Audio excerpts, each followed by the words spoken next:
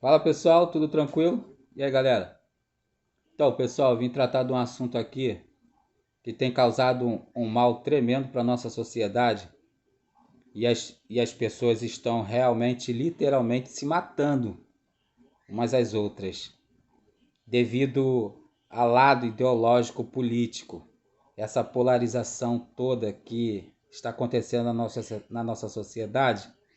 E é uma situação atípica, né? Porque isso a gente nunca viveu a situação que a gente está vivendo hoje, de pessoas chegarem ao ponto de se matarem. O cara fazendo uma festa, onde o tema da festa dele era o Lula, e o outro veio e gritou Bolsonaro e atirou. Um atirou no outro, as pessoas se matando literalmente. O próprio Bolsonaro tomou uma facada porque o cara não concordava com ele. Ou seja, e aí eu queria fazer um apelo a toda a liderança evangélica aqui do Brasil para parar com esse clima de rivalidade, com essa polarização, com esse clima de ódio todo que vocês estão implantando no meio do membro da igreja de vocês. Muitos vídeos maldosos sendo compartilhados em grupos de WhatsApp dentro da igreja. Eu mesmo falo isso porque eu sou da igreja, tenho um grupo de WhatsApp dentro da igreja e vi lá o cara compartilhando, o irmão compartilhando o vídeo é um meme, tudo bem, é um meme, mas é um meme que o cara tava atirando no Lula e o outro tava pisando em cima e o outro tava atacando a cadeira no Lula. E o outro atirando, literalmente atirando mesmo, com a arma. Era um meme, mas era um meme violento, entendeu? E que se cair na mão de pessoas desequilibradas, como essa desse que matou o cara lá na festa, ele pode fazer cometer um outro crime com uma outra pessoa também, entendeu? Vocês têm que pensar nisso, vocês são religiosos, vocês têm que prezar para o bem-estar da sociedade, para o convívio, para o melhor convívio social, vocês têm que prezar por isso. Vocês não podem ficar alimentando esse clima de rivalidade. Eu vejo postagem do Marcos Feliciano dizendo que o Lula não é um adversário político, que é um inimigo e que não é uma campanha política, uma luta política, um embate político, é a luta do bem contra o mal. Olha o nível de espiritualização que estão se fazendo da política sem pensar nas consequências. Você sabia que tem eleitores de esquerda dentro das igrejas que estão sendo descriminalizados, que estão sendo ridicularizados dentro das igrejas?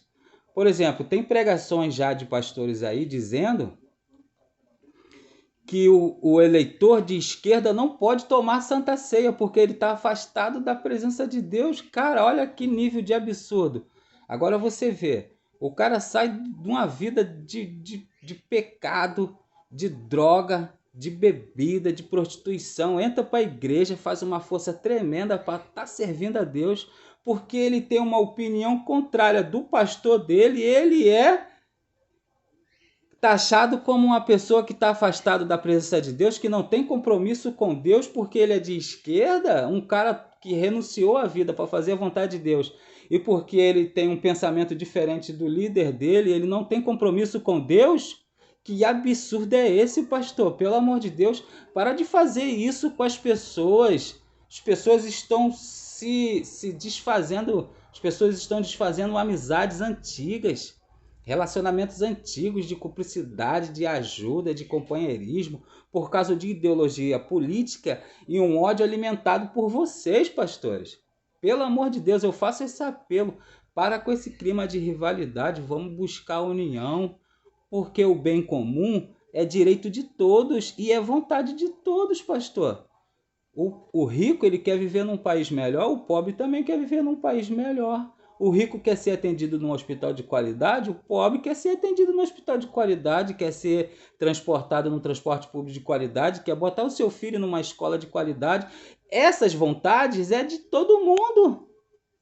Você está entendendo? Todas as classes sociais têm esse desejo. Então, essa rivalidade, essa divisão, essa polarização, além de enfraquecer os eleitores, porque toda divisão enfraquece, ela desfoca, Ela tira o foco para o que realmente importa, que é o desenvolvimento e o bem comum de todos, pastor.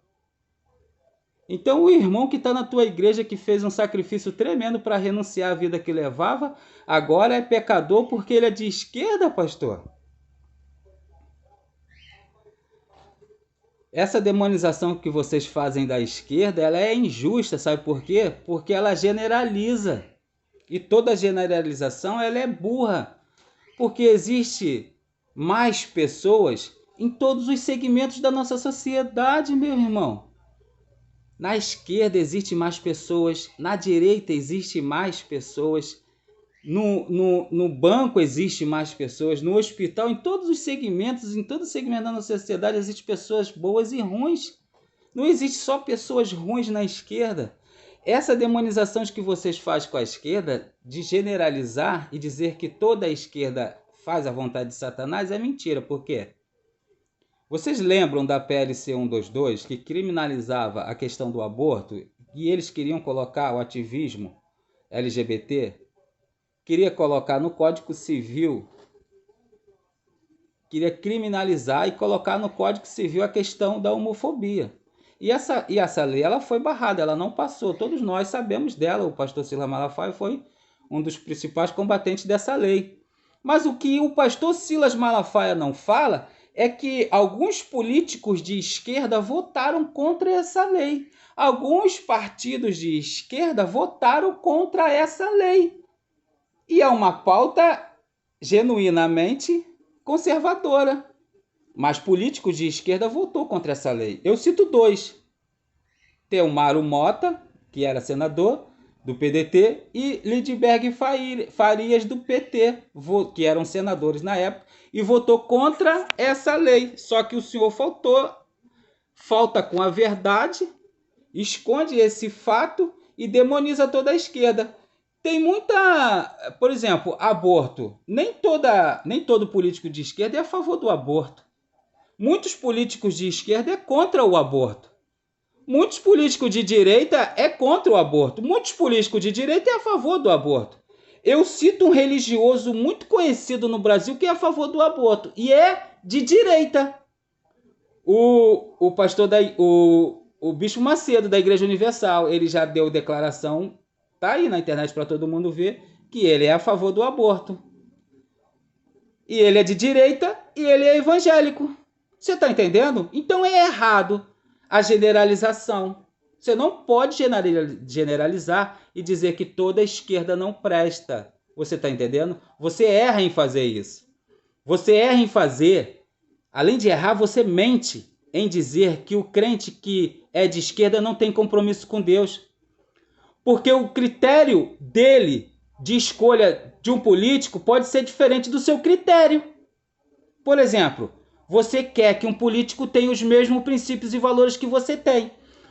O eleitor que não pense como você, ele quer que o político tenha capacidade administrativa. Por exemplo, o eleitor, por exemplo, eu escolho o político pela capacidade administrativa dele, não escolho ele por religião.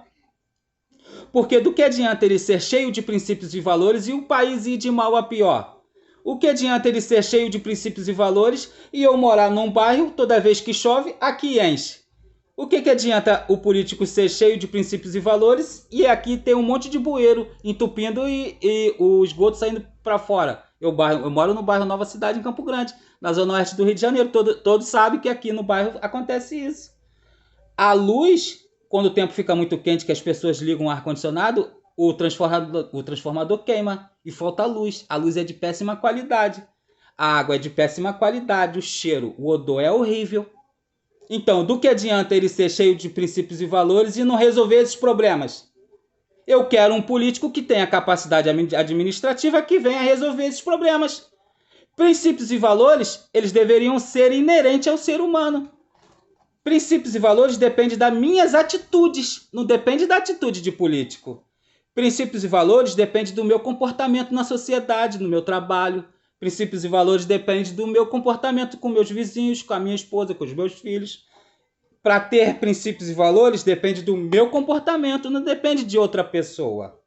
Eu não tenho nem aí qual é a religião do cara. Eu quero que ele resolva os problemas da nossa sociedade, que gere emprego, que melhore os hospitais, que melhore as escolas, que melhore tudo que é péssimo no nosso país.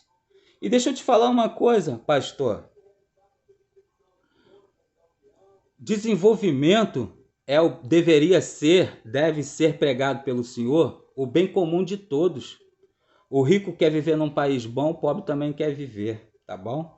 O rico quer viver num país desenvolvido de primeiro mundo, o pobre também quer viver.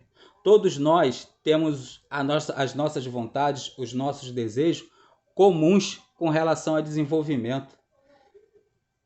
Vamos parar com essa divisão idiota, besta e que tem levado a nossa sociedade ao caos social.